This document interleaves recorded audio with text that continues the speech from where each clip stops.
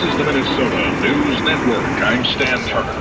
Investigators believe a toddler who fell from a sixth-floor apartment window Sunday afternoon in St. Paul was playing and dancing on a couch directly below the window and lost her balance. At last report, 2-year-old Patia Cotton was in serious condition at a Twin Cities hospital. Authorities say the window was opened and screened. 2 adults were in the apartment at the time. Investigators say it was an accident, and they are not planning to file charges. The sentence is life in prison without parole for a teenager convicted of killing 3 people at a Minneapolis market nearly 2 years ago. Last month, the jury concluded that 18-year-old Mahdi Ali shot and killed the 3 during a holdup.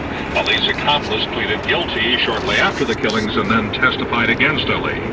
The Halloween blizzard of 1991 is still haunting many Minnesotans 20 years later.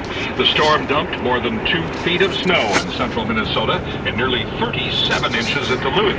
State climatologist Pete Belay says forecasters were expecting a big storm, but most people thought it would be mainly rain to start, not completely snow in the Twin Cities. Of course, it turned out to be almost all snow in the Twin Cities, and that still stands as the largest snowstorm on record for the Twin Cities at 28.4 inches. Belay says he still hears stories about kids trick-or-treating in snowmobile suits or in sleds.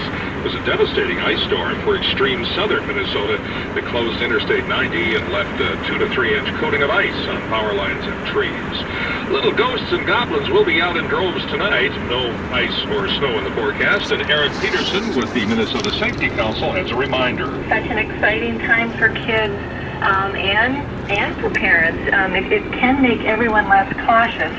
Children are more than twice as likely to be hit and killed by a car on Halloween than any other night of the year. Peterson says kids under age 12 should be accompanied by a parent or older child. The third quarter numbers suggest the economic recovery is gaining steam while uncertainty is fading. The U.S. economy grew 2.5% from July to September, and consumer spending rose 2.4%. St. John's University economics professor Louis Johnston says the one thing that has been holding the economy back is people's pessimism, not knowing where the future lies. Are things going to get worse? Are we going to go into another recession? And what these numbers, I think, confirmed is that although we are growing slowly, we are not going back into a recession. Johnston says there needs to be more of a focus on what's going right with the economy. He adds that it will have to continue growing at 2.5% to 3% rate to bring down the unemployment rate. And MinnesotaGasPrices.com reports regular unleaded averaging $3.49 today around Minnesota. That's the news. I'm Stan Turner. 8. I deliver your Sunday paper every week. 7. I'm the intern. We work on the same floor. 1 in 8 Americans is struggling with hunger. 6. Our kids walk to school together every day. Including millions of children and seniors.